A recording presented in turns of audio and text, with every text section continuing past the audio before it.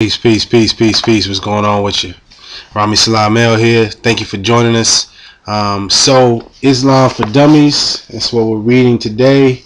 But before I get to this, I just wanted to say and make something clear that being a Moor isn't a religious thing. It isn't something that you convert into. You don't have to become Muslim to be Moorish American.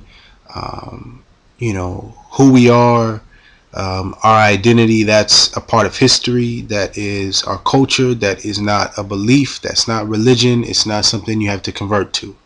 Alright, so that being said, was in Barnes & Nobles, saw this, had to get it. Well, actually I got it offline because Barnes & Nobles is trying to hit me for too much, but whatever. So I was looking through here and I came to the section, chapter 15, Islam in America. And I said, well, let's see where they start with this. And I'll read straight from the chapter. Well, I don't read straight from it because they talk about building mosque and establishing national Islamic organizations and a lot of history. I just get to the part that talks about Noble Drew Ali. Let's get right there.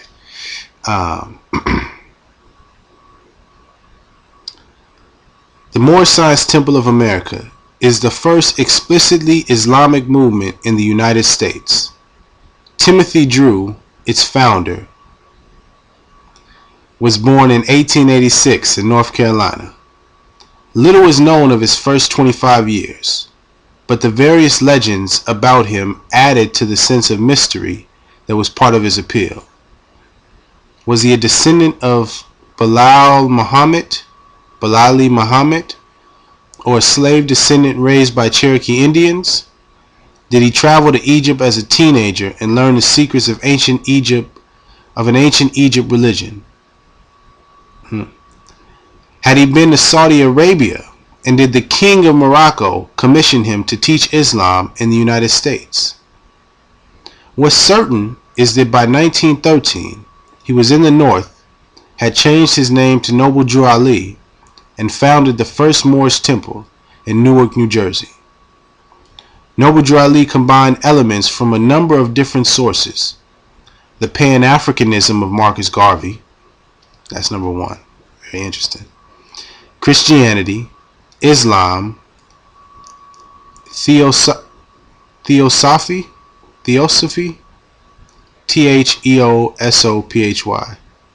Theosophy, I think that's how you pronounce it. Excuse me if I did get it wrong. And Freemasonry.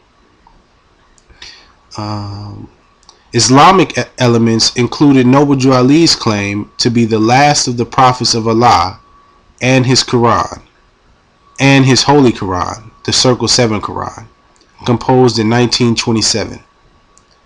Ali's 64-page Holy Quran bore little resemblance to the Islamic Quran. And the difference is the Quran or the Quran, some people pronounce it Quran. The Quran that Noble Drew Ali brought is spelled Koran, and the traditional Quran, the one that came through Prophet Muhammad, is Qur'an. Quran and Quran, or Quran. It bore a little resemblance to the Islamic Quran. It contains significant elements from the Bible, apocryphal Jesus Gospels, and Rosicrucian, a form of Freemasonry, texts, in addition to material from the Quran. Ali taught that African Americans. When did that term originate? But never mind. Ali taught that African Americans were Asiatics who could trace their ancestry back to Morocco, and beyond that, to Jesus. African Americans should abandon their slave identity and religion and reclaim their heritage. Converts generally drop their slave and in parentheses last names, substituting for it El or Bey, and carried a national identity card. Men often wore a fez and women a white turban. They avoided pork, regarded as slave food, and alcohol. The movement appealed to poor blacks who made up the first great migration from the South to the urban North from 1915 to 1930. By the late 1920s, there were 30,000 Moorish Americans in most major cities of the Midwest and Northeast. Let me read that again. By the late 1920s, there were 30,000 Moorish Americans in most major cities of the Midwest and Northeast. In 1929, Ali was arrested in connection with the killing of a rival. Released from jail, he died the same year under mysterious circumstances, but the movement continued to grow. Only in the 1950s did the Nation of Islam surpass it in membership. 1950s, wow. Although small, the Moorish temple is still active today. So that concludes the excerpt on Noble Drew Ali.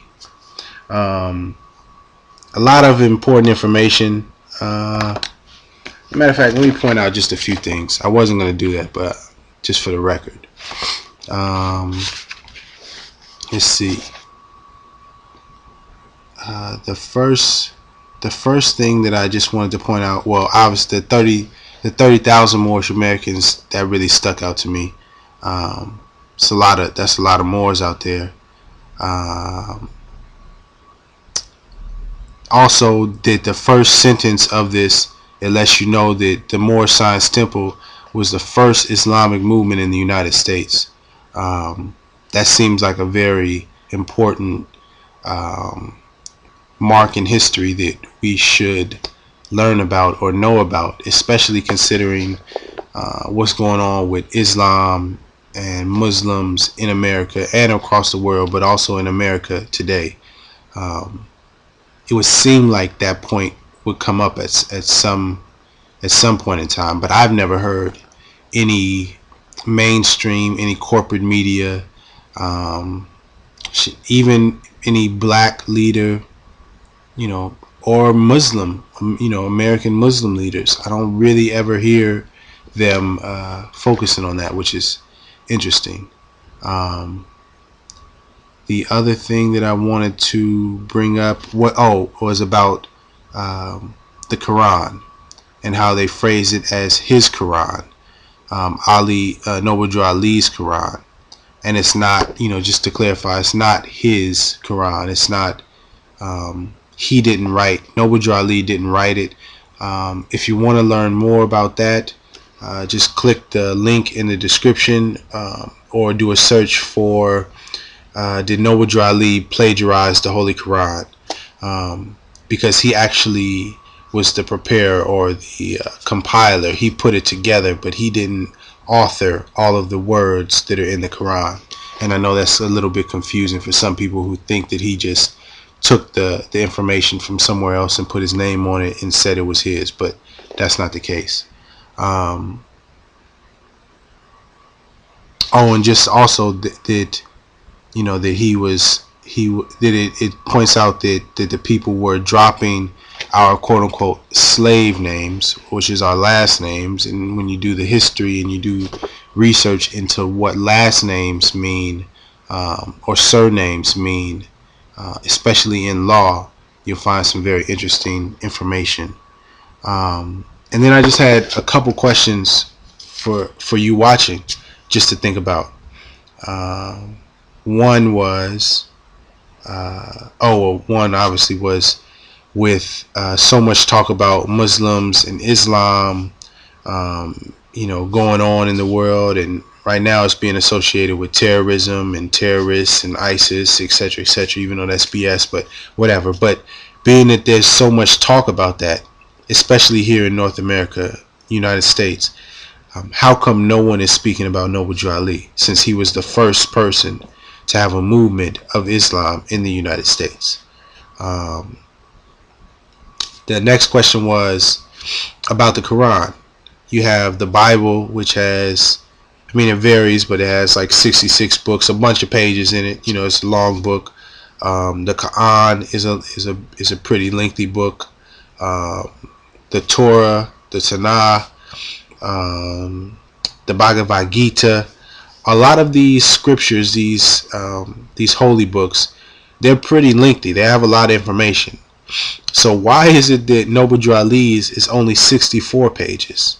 Why such a huge variance in between the different holy books of ancient times and the holy book that Noble Drew Ali brought? What's up with that? And the last thing was about the slave names. What's the problem in dropping? You know, we agree that we were made into slaves, and you know these aren't our true names, and you know we're not really Johnsons and Williams and Robertsons and a bunch of other European names. We know that those aren't our names, and we know that you know that those are actually slave names that were placed on us, and blah blah blah blah blah. So why not let them go and reclaim the names we had before those names were placed on us? Why not? Let me know. Answer those questions in the comment section, or send me an email if you want to expand on it a little more. You can reach me at iamhhtemple@gmail.com. Once again, iamhhtemple@gmail.com. The book again, Islam for Dummies. Don't believe me? Get it for yourself. Read it for yourself. Do the research on Noble Drew Ali and the Moors and Moor Science Temple of America for yourself. Don't believe me or what you see online or what you've heard people say. Look it up for yourself so that you will know. Because a wise man once taught me, the man knows not by being told. Thank you for watching. Peace and love, and much love. Gotta have the love. We got to have the love. Peace.